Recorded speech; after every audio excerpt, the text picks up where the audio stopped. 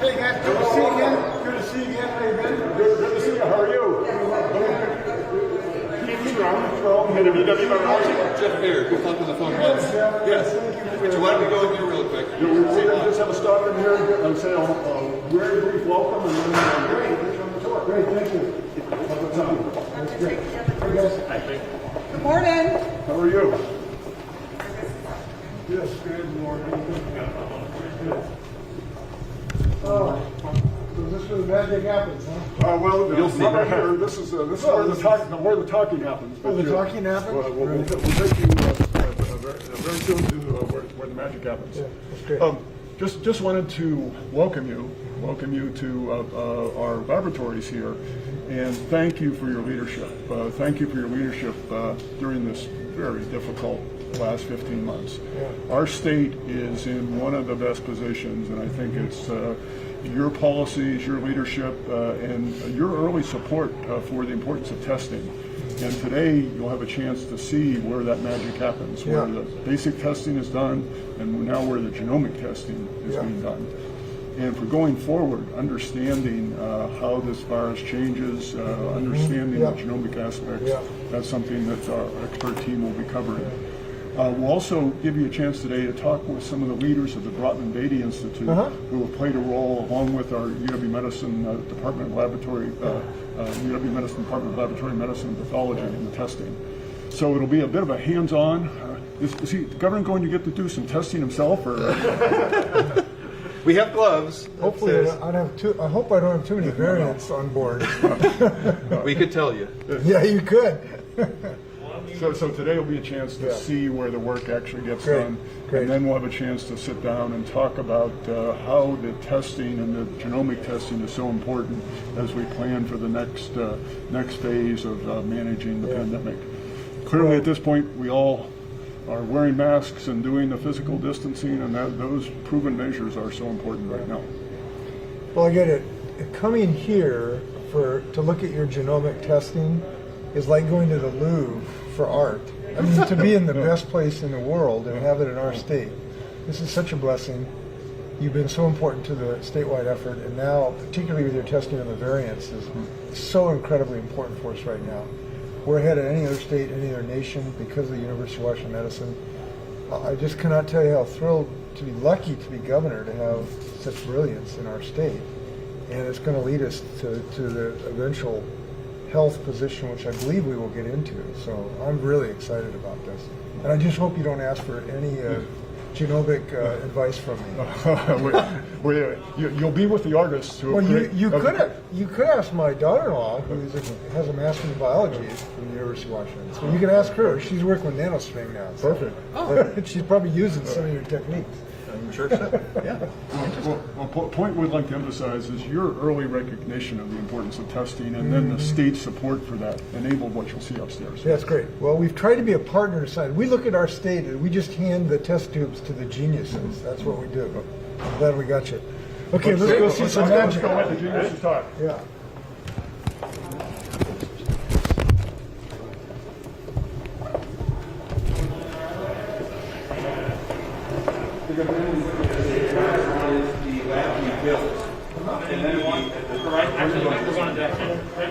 We're then going to show you where we started on a first last year or two, and then that's where the sequencing is to finish off in the sequencing. One more. And we'll get very close to it, but for contaminations reasons, we're going to have to stand right outside the sequencing because it's very sensitive to. I don't want to muck up any reviews. The other thing I'm going to ask you, just because I get a chance. I think I told you on the phone. Both my kids went to Ingram High. You're the most famous person ever went to Ingram High. And they if you could sign a shirt. This is such an honor. Thank you. This is such Yeah, so this is the one. They're the next one when we come out of here. This is where I take a lot. One of them was the academic state champ. Really? Yeah. I rarely get asked for an autograph, so this is a new thing for me. Now, with your permission, And there's a second one. I'm going to put your basketball my number jersey number on. because it's hanging in the wall in the gym. It's on the wall, so I'm going to put my Okay, and number one on. more for the other kid here. Anywhere you want to do this, maybe I'll put a top here. Let's see if this works here. All right. Well, this is a huge honor, believe me, to have someone of your esteem asking me for an autograph. Or of your kids' esteem. Thank you.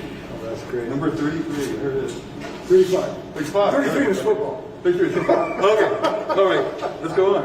Okay. So we're going to move first, we're going to sort of follow with the samples. So we have couriers coming in, lots and lots and lots of times throughout the day, although you'll notice mostly they come in the afternoon because that's the end of the day run, and so huge numbers of couriers come with bags and chilled down here, and they'll come and they'll drop them off. Who actually does it? So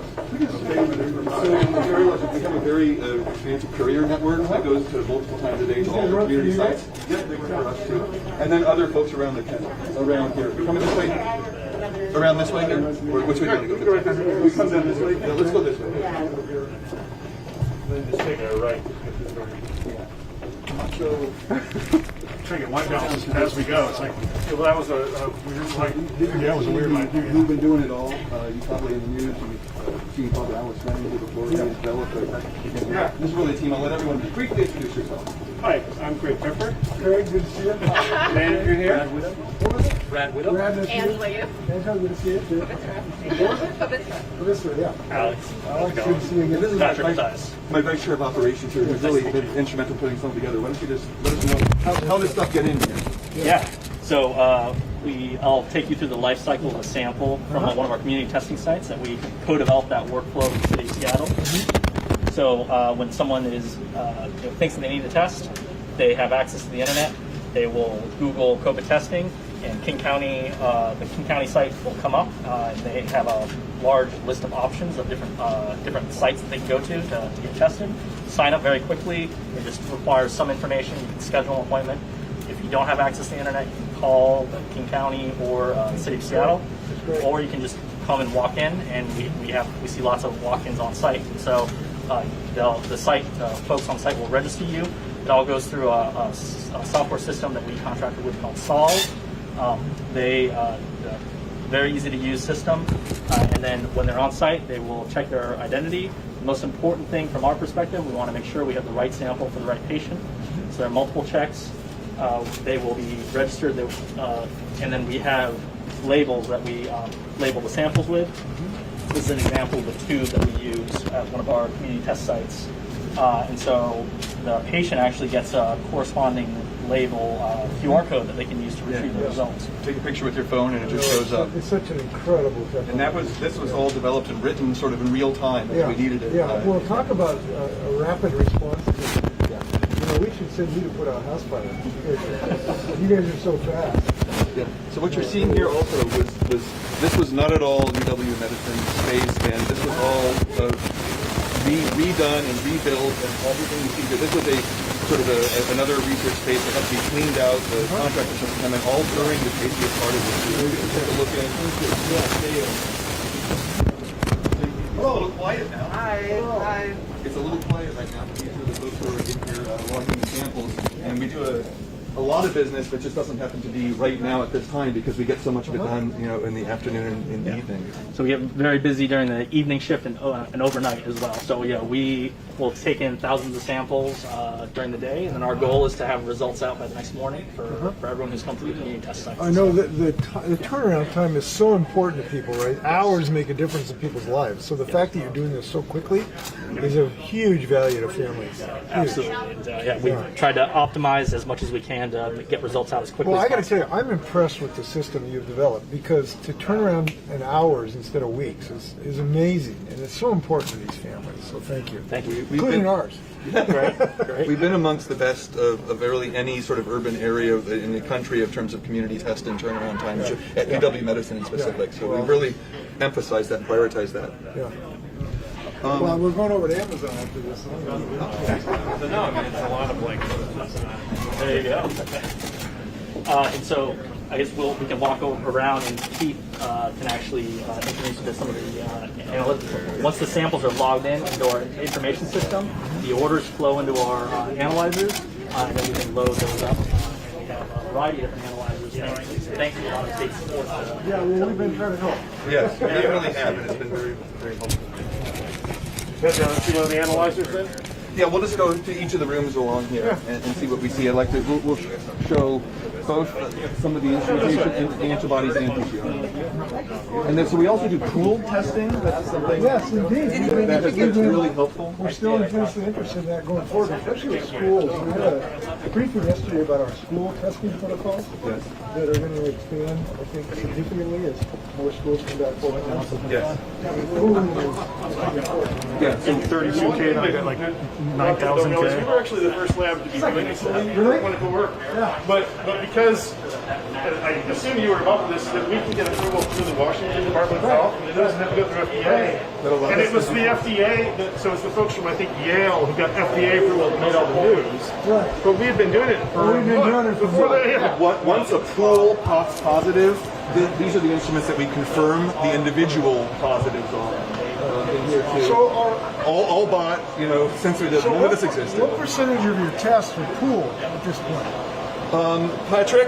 Patrick, what percentage of our testing that we do is pooled right now? It's What percentage is pooled? the majority.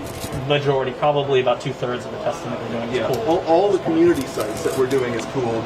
We'll take about 4 or 5 to 1 and pool those. And then for hospitalized patients, clinic patients, et cetera, those we'll do one at a time on that because the acuity. When we, back in June, when we had serious supply chain constraints, we had to test all the nursing homes and we're setting up these community testing sites. There was no way to actually do it with just the supplies we had on hand. So kind of came together, built the IT systems and the liquid handling system. So there's specialized robotics that we use so that we make sure. We were it's just right. talking about as we go back to school more full time, I think this testing protocol and pooling is going to be much more used. Absolutely. And so will you have to have, or will the system need new capacity for that, or do we have the systems to We have the systems in place to do it now, and we're operating right now probably about 1/3 of our analytical capacity. And really, we want to save some of that in case we have another surge, and we're seeing evidence that the numbers are increasing. Unfortunately, so we'll save some capacity for that, but we still have excess capacity to support testing. With the right polling system, I think we could actually support testing for all the schools throughout the state. Well, I think we should anticipate that we will have at least a really significant increase in demand. Yes. Frankly, we want our schools back full time this fall. Absolutely. Many of the parents and others are going to want more testing. So I think all of us have to make sure that we're going to have capacity for that when that happens. Agreed. Absolutely, and we're ready, and great. we're working on what are the most efficient ways to get those samples That's from good schools to us. That's good. We had a briefing yesterday with our Department of Health, and this was a topic. Yes. So that's good news. Thank Absolutely, you. yeah. I'm going to sleep tonight because of you. We'll continue. So these are examples of some of the sample to answer platforms we use. So as we build up lots of capacity, they're really easy. Basically, you just put the sample right on the front, and the robot does everything, and an answer comes out the other end. The computer folks like Patrick, who you just spoke with, get straight up into the patient's records. So it all happens really effectively. And this is the sort of thing that allowed us to really ramp up Does this tremendously. go automatically into the patient record? Or does Yes, it follow the person? they are computer interfaced exactly. too. So but very, contrast very that efficient. with what we're going to show you at the end. But we're going to show you where we started Exactly. and where we were in the dark nights of March of 2020. So these are our newest ones. You'll see different versions of this. There's many companies that make these, and we just scoop them up as we've been able to get we've them. And that just been telling fantastic people about that. we've basically been like Noah's Ark. We have 2 of everything. So that's just because all of these have run out of reagents. Every single one of them has at some point in the last year. So we basically had to buy 7 different versions of this and just figure So out. you'd always be able to figure So we'd which always be able to. reagent- We couldn't collapse because the state of Washington would have We came collapsed. really close a few times. We were actually calling in old friends in other parts of the country, like who we went to college Good to have with. friends. Yeah, it's like Go check your for a back box of room. these tips, for I got- example. We literally did that for tips, back in March. It was insanity. I have pictures of the FedEx guy coming in, on a Saturday afternoon with the supply that was going to make us not turn off that night. And I had the FedEx. I had a call to the C-suite of FedEx where they had to get a group to unload a box at unload a whole container at SeaTac Airport just to get us the tips that we needed to continue for that weekend. It's crazy stuff.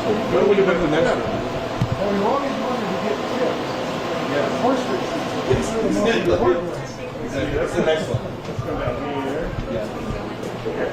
Yeah. So here would be a nice place to come. So we think about PCR all the time, the viral testing, but we also do the antibody testing, right? We do thousands of these every day. So these are some of the instruments that we had. We actually had 1 instrument that could do that before this started.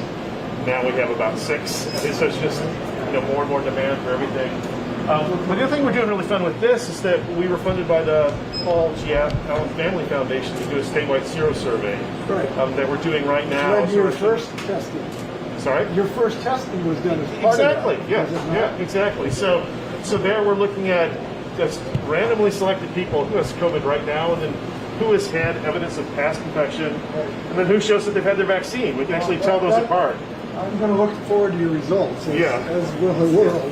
We're working with a lot of your staff actually, so Yeah. we're hoping to get you the information. Want to make sure that it's will help you. actionable. Yeah. And then- antibody Thank you, testing. fellas. Yeah, you bet. Thank you. Appreciate it. Yeah. All right, Jeff, where do you want to We'll go? keep moving into the next one too.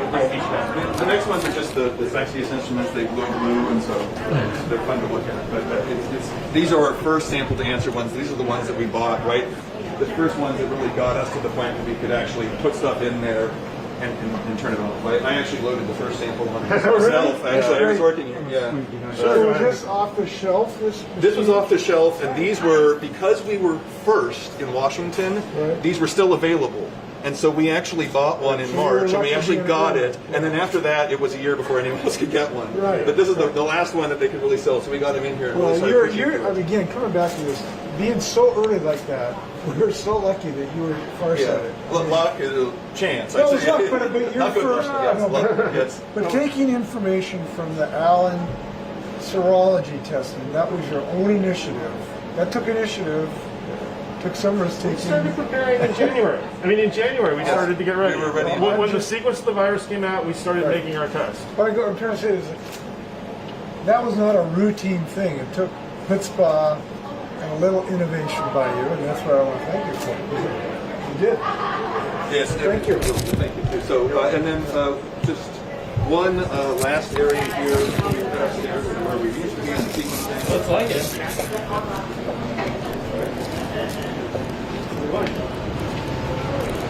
And then we can just have one walk through here. So this is where the actual the pipetting and stuff happens. So this is where I worked midnights here too, and other people I don't usually do that, but everyone here works through the night. And so to get these samples, you have to actually sometimes pour the tubes into different areas and things like that, and prepare all the samples. We now have it down to a science where we've really gotten it so that they prepare all the samples at the community sites so they can come right on the instruments. Come right on, But when we were doing all the nursing home work, You were having to prepare random yourself? stuff in different shapes and sizes from every place, and had to make sense of everything, read the letters, if it was leaking, figure out what to do with it, and use these biosafety cabinets to keep us from getting sick, and prepare all these things, and then take them upstairs and do the testing. So this is Pretty labor intensive. yeah, but all of this stuff too, all of this was built Thank you. with state funds, and built in the heat of battle in the last spring. Well, it was pretty easy request to fulfill. So everything that you've seen on this floor didn't exist before COVID. And all this was built out in an incredible hurry, really thanks to the support that you provided and Steve Ramsey provided. So, we had the faith that we could do this. Part of me so get in trouble, basically. Right. How much state money went into this? The rebuilding program. Madeline actually has an estimate exactly on this. At least 10 million has gone into it so far. I'm trying to think. I'm just trying to do the math in my head. I think probably closer to 20. But it was 10 originally early on that we originally put right into that too. And we also used a lot of the department's resources too. Total testing expenses, including personnel, is something in the 70 million, 70 to 80 million range at this point. So the support that these students provide is absolutely critical. And there'll be some FEMA money and some other recovery. But That was just for the physical plant that you saw. It's very expensive to build during. Let's pop in here. We have a fun little piece of art we want to show you. I've seen this. You know this, so you know Tula Holmes. Tula around?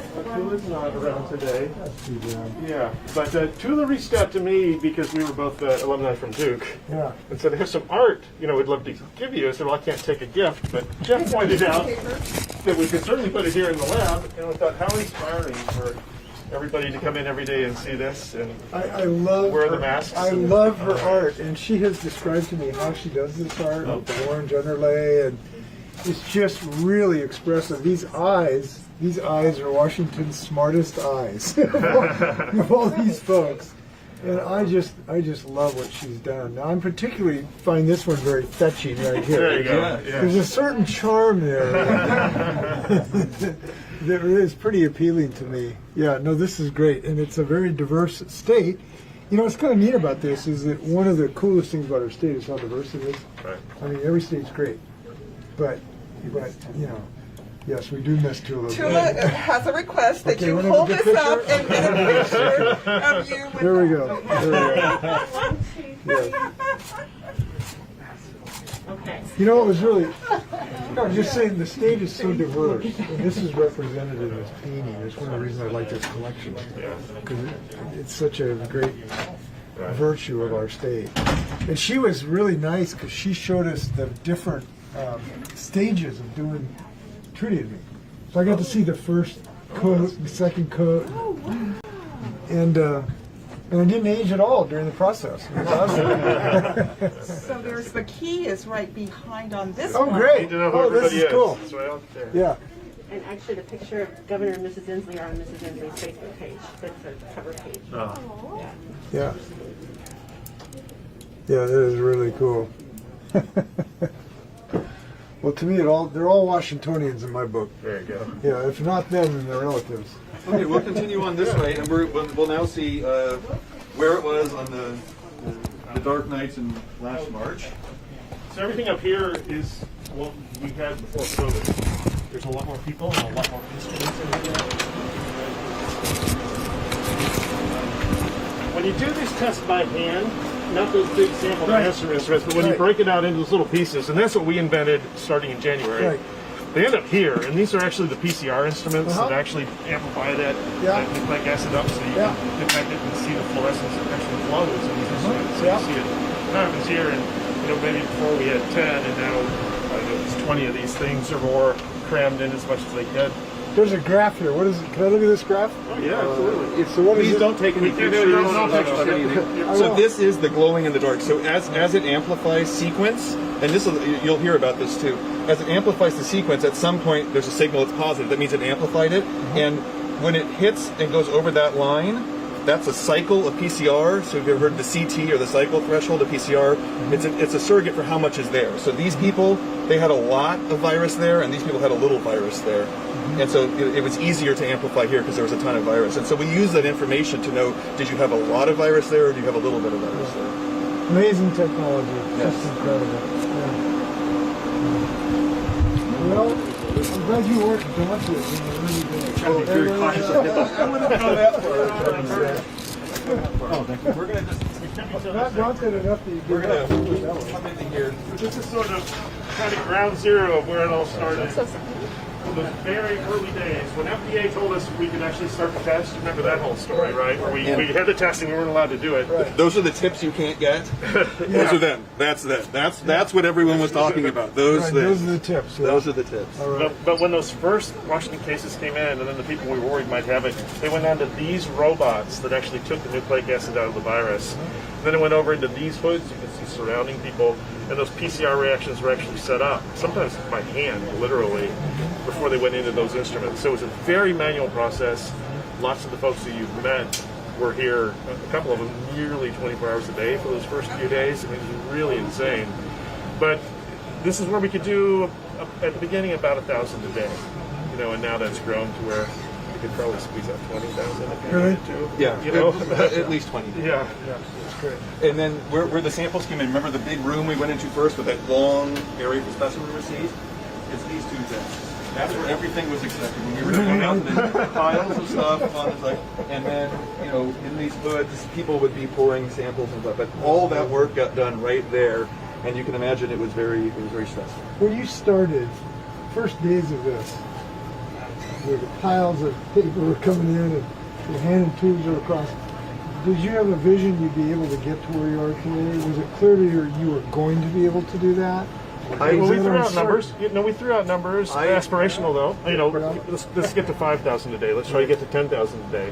We had a plan to get to 8,000 a day in August, and we did. And I remember telling Dr. Ramsey that that's what we did, and we in fact did do that. But really, it was the pooling and many of the ideas of Patrick, and also there's Alex. Alex is the one who is hanging in the back. He'll talk about sequencing, but Alex did invent the test that we started off with here. Why don't we actually move there now, and we can just go see. We'll see what we can see of the sequencing lab. As I said, we can't walk right into it because there's contamination here. So we're going to let you sort of get as close as possible. And this is one of our least adequate rooms, to be honest. Yeah. We're very crowded in here, as you will see.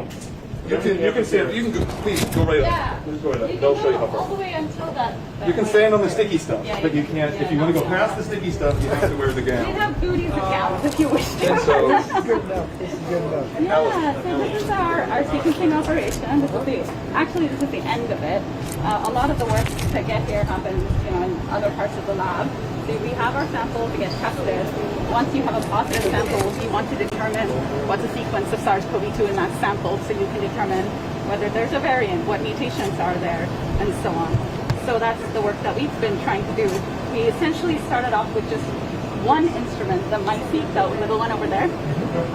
That's what we had to sequence the first genome from our lab. That was in March last year. And then we've just been scaling up since then. We're now at a point where we could potentially sequence up to 2,000 samples a week. And we do now a bulk of that work for the purposes of genomic surveillance for Washington State. And that's been in part because of this partnership with the Department of Health, which has been really incredible. So how many are you doing a week now? About? For surveillance purposes, just this past week, we did 1,200, but we have the capacity to sequence up to 2,000 a week. 2,000? Yeah. And so that's allowed us to do, almost all of our, we're going to get to a point where we can pretty much sequence every positive sample that comes through our lab at some point. Really? I mean, if the positivity rates, Right. don't stay so high. So, yeah. So it all depends on how many cases are there, for a given week. But we are able to sequence now About 1,200 a day. a week. A week? Yeah, 1,200 a week. We can potentially sequence 2,000 a week right now. Okay. Yeah, and now we have these 4 instruments. We have NextSeq, we have the NovaSeq, we have another NextSeq. These are all new instruments that we brought on. So in addition to the work that we do for surveillance, we also sequence for a number of studies. We have, many vaccine trials and If I'm such. doing my math right, if you can get to 2,000, and if our numbers are 1,000 a day, Right. you're going to be able to do about 15%, Yeah, which would be really good. indeed. Yeah. Yes, and We're about 5% now, Yeah. 6%, something like that. well, for February we did 9.8%. Oh, did you really? Well, not with us plus Yes, everybody else. everybody else together, and that's what it is. I think that's the highest in any of the states. Isn't Yeah, it? for February it was very high indeed, but that was all because we built up this partnership with the DOH, and so we work very closely with them. We communicate with them, every week. Yeah. Well, I can't overstate how important this is to us. We look at this every week, obviously. I get briefed once a week. And so having this varied information is so important to us. Yeah. We're making daily decisions because of the work we're doing, so thank you. Thank you. And yeah, we've built up, thanks to the partnership with our informatics folks like Patrick has helped us build a dashboard where we can report that. We now have it on our public dashboard, how many samples we've sequenced, how many of each variant there is in that particular week. So that's been really cool to watch as It's well. incredible we have this information. We'd be flying blind if we didn't have it, so thank you. Thank you. Yeah, thank you. Please thank the team. You're They're working so really busy. hard. Yeah, those are, Hey guys. they're sequencing our April genomes right now. Oh, that's cool. Yeah. You look like a hard-working group. They're fantastic. They're not a big team, but they're really good. Very proud of the work. Thank you every day. Governor, on the way back down, I think I just wanted to make sure you got to meet Alex. It's your name tag, so I can take a picture. You got, you think I'd have a memory since I photographed you before, but you got to write it down.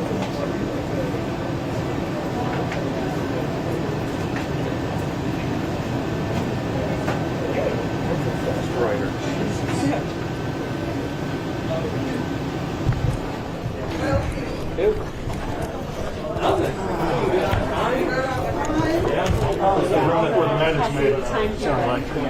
It sounds like that's the room where the magic is. Sort it all out and get us out of I'm anticipating future building codes are going to have bigger hallways and bigger rooms. We got the COVID section like a 10 by 10. It's funny, right? Think about it. 20 years ago it was. Oh, I wish I could. Where am I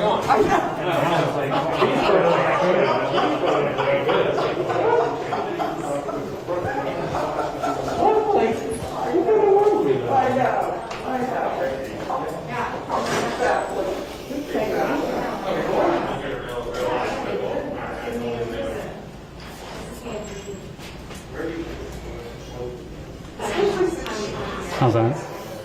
There we go. Oh, we know that too. See, airdrop, but you're not an airdrop fan. Not that I'm not an airdrop fan, it's just impossible to do. Shit, I follow this one guy on Instagram. He's a pilot, and they were doing some synchronous flying side by side. They airdrop pictures of each other. That's great. That was pretty cool.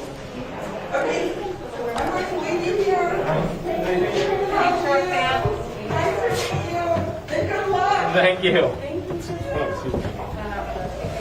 She's the linchpin to getting stuff happen here, Roxanne. Yeah.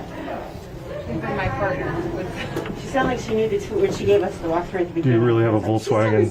What's that? Do you really have a Volkswagen on your leg? I do. I have a 1955 Volkswagen bug. My brother's got two. So it's got a split window in back? It's oval window. Oval, but is it split? That would be pre-50, it'd be a 51, 52. Which I wish I could afford, but, you know, I'm a photographer.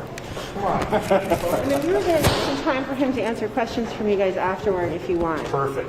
Thank you. So I know. We're just going to hand it off to our friends here.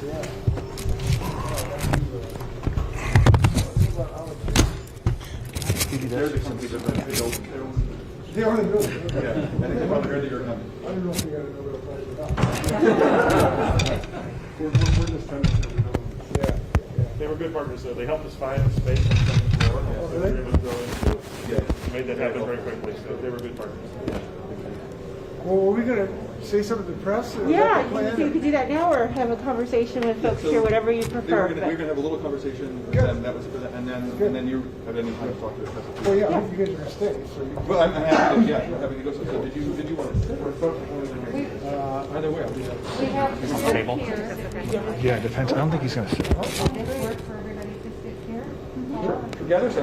Okay, I guess. And then I'll grab a couple more chairs. Okay. We'll make it safe, but And while you're sitting down, let me do a formal introduction.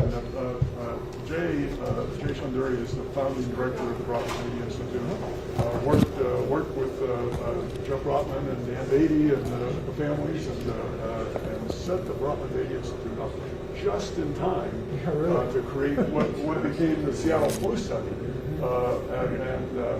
Helen Chu is a member of our infectious disease faculty based in Harborview, and so many awards that she's received recently for her research. I won't mention them, but she's really been an outstanding leader of the clinical research that has really helped us understand so we're so fortunate that the Brotman Media Institute was in place, along with the leadership of the Department of Laboratory Medicine. Really well presented. Jay and Helen will just give you a brief overview of what the Brotman Media Institute has done. so if everybody wants to Why don't you maybe, chair. Governor, could you have something in the middle and you guys sit down the outside? I'm sure they want to picture that. And then you'll sort of face in, but I think Why don't you guys sit on this side? you guys could be over here and We got more chairs. Why don't you sit down, Paul, and you guys sit down over here. how about like this? Maybe. I just want to make some distance here too. Yes. Jay, do you want to go sit on that place there? Oh, yeah, okay. And I'll sit over here too. Yep.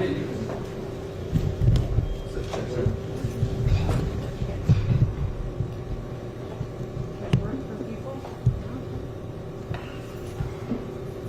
So you didn't plan on this? We did not plan on this. Well, we planned on it, but at some point in the next 100 years. Yeah, yeah. I guess that was We the weren't issue. thinking 18 months. Yeah. So was the flu study like the perfect template for being ready for this? I mean, when I think about what could be better. Yeah, so I can give you a little more background here. So the BBI, the Brodmann Beatty Institute, launched in fall of 2017, so just a few years ago, as a collaboration between UW Medicine, Seattle Children's, and the Fred Hutch, with a broad mandate to set up a world-class institution in precision medicine. And then about a year later, we launched our first flagship project, which was the Seattle Flu Study, which is, I think core to the mission is really required investigators from all three institutions, including Helen and Helen Chu, who's here, and Trevor Bedford and others, with the goal of, broadly changing how we detect and respond to pandemics. And you can call it fortuitous or serendipitous, but it was just a little over a year later, in early 2020, that we detected one of the first cases of community transmission in the United States here in our region through the Seattle Flu Study. And then we quickly pivoted in collaboration with our colleagues in Public Health Seattle King County to create the Seattle Coronavirus Assessment Network, or SCAN. And so SCAN is set up to offer free at-home testing to anyone who is symptomatic, and in the process collect detailed epidemiological data that can feed into situational awareness for public health officials. And so it's currently available to anyone in King County, and has been for the last year, and now Pierce County as well. And then our BBI flu study labs have also been supporting logistics and testing for other efforts as well, including for testing on UW campus and in the Snohomish and Yakima school districts. And those are set up as research studies, which Helen Chu leads as well. And I'll turn it over to you, Helen, to talk more about that as well as some other things. We actually brought you Thank you. a scan kit. This is what you would receive if you were to have symptoms, and it would arrive at your house within about 2 hours. You would take a swab and send it back to our labs, and we would test it, and then you would enter your barcode on our website, and it would tell you your results. So it's pretty amazing what's been developed. Nobody up. Well, is there pizza in here too? I hope so. That's the only thing you left out. Well, the simplicity of this and the timeliness of this is extraordinary. What you've been able to do here. Yeah, it was. It's really amazing. It was definitely fortuitous. So a lot of the work that we're doing now is focused on planning for the future. So the work we're doing on the University of Washington campus to understand what variants are circulating in the college students and in the local Seattle community.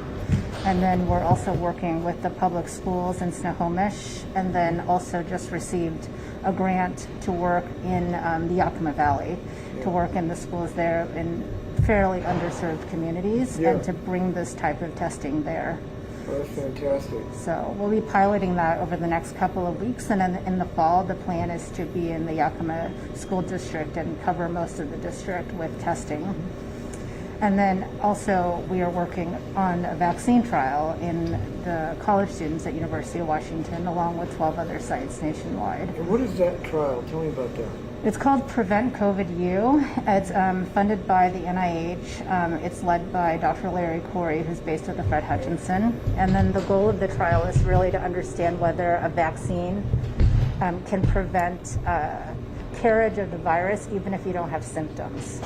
So really what we're trying to answer is, once you get the vaccine, can we bring society back to normal? So you're going to test transmission rates, basically. That's right. So once a college student gets the vaccine, they'll collect a swab every single day for 4 months. And which is the vaccine? Who developed this particular? It's the Moderna vaccine. That's Moderna. So you're going to basically really robustly test transmission rates. That's right. That's right. And that'll help us answer the question of whether or not a vaccine can really suppress community transmission and help us achieve herd immunity.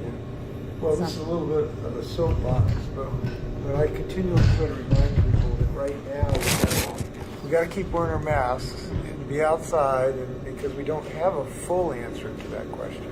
So this will help us answer that. Yeah. There have been a lot of other studies that have been done in Israel as well, but this will be the first real clinical trial that will answer that question. Really?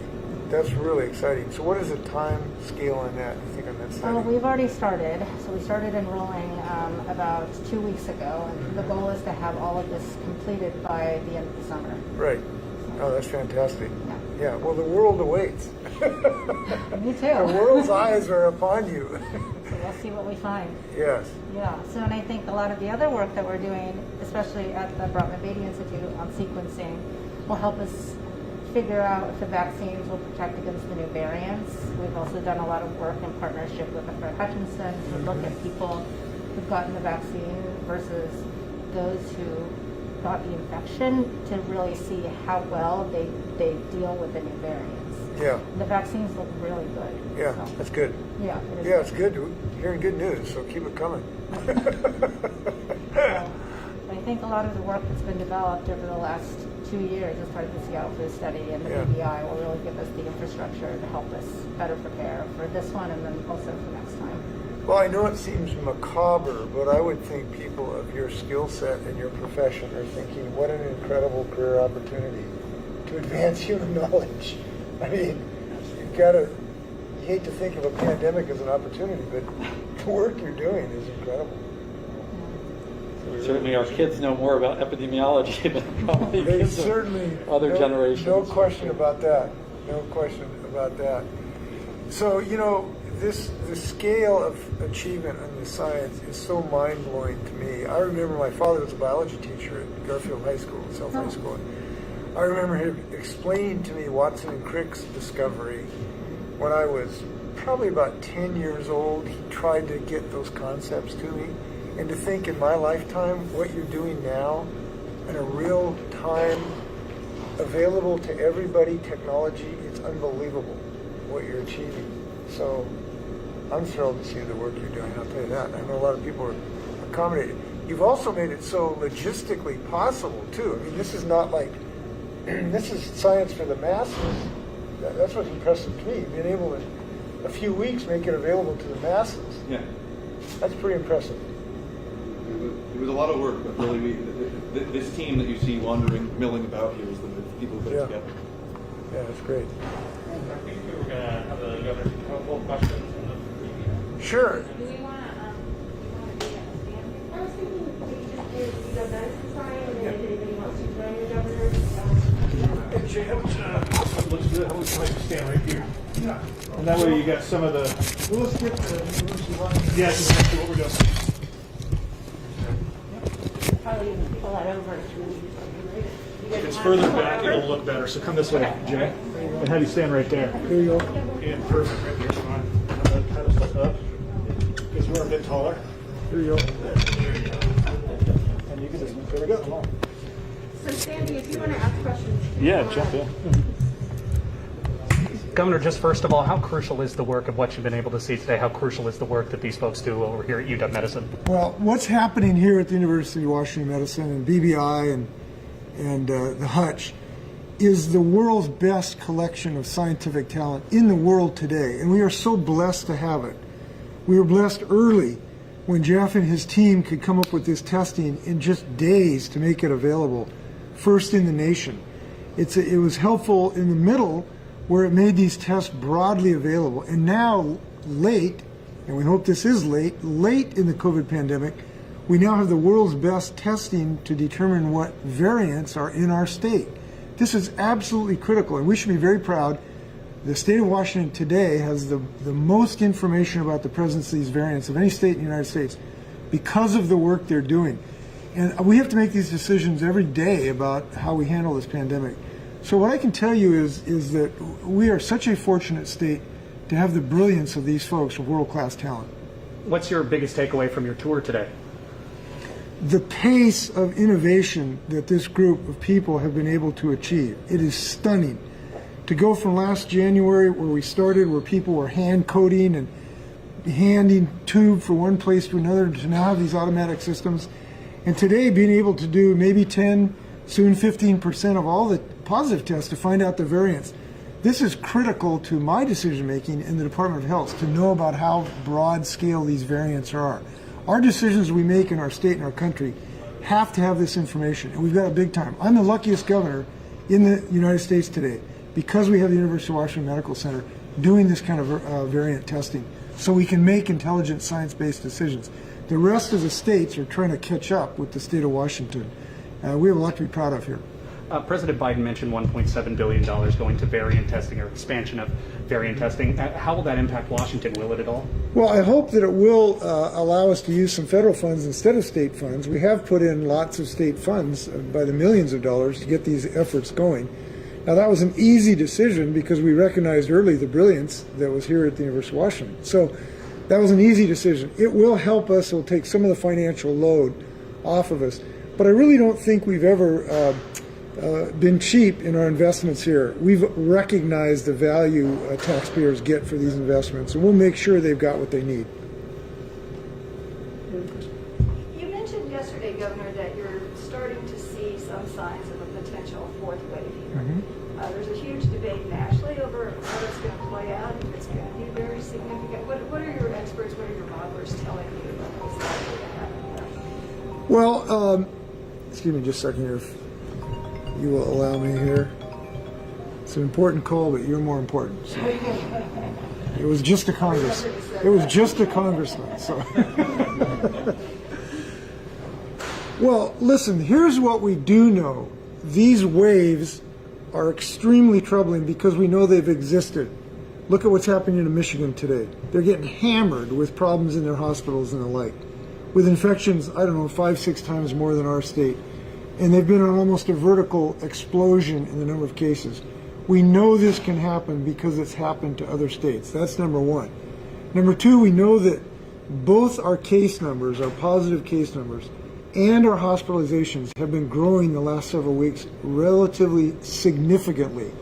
So we have those two facts, and what we hope is that the pace of vaccination at some point, those lines will cross and it will start to drive down the infection rate in the hopes that the vaccination reduces the transmission rate of the virus.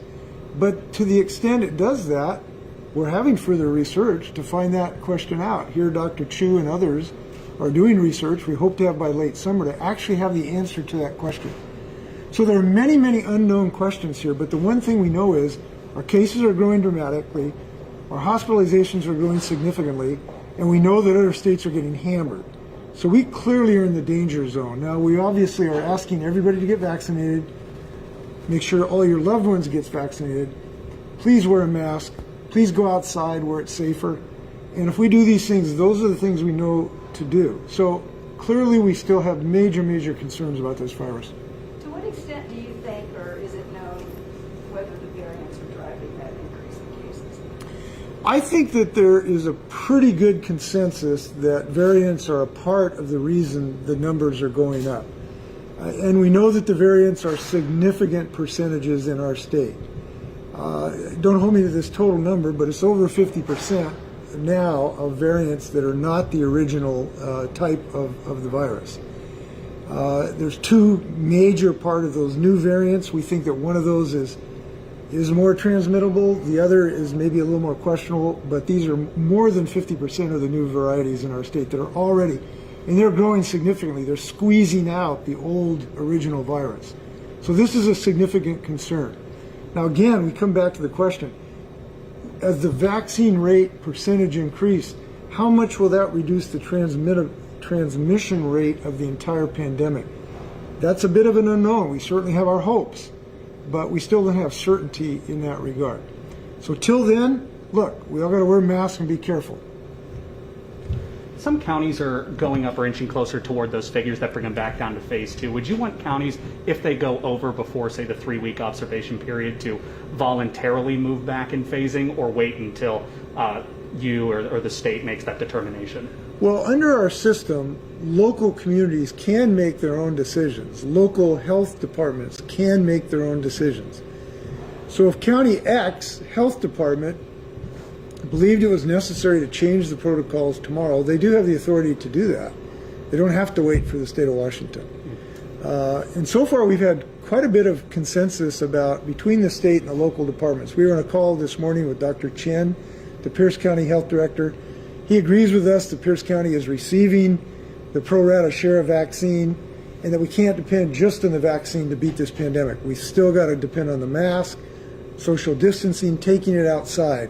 So the Pierce County local health director told us he agrees with us on this today, which I appreciated. So, but in any event, yes, local communities can make decisions if they want to be more restrictive than our restrictions already. Thank you, Governor. All right, go Dogs. And go Cougs, too. Okay, thanks, Doc. Good to see you. Congratulations.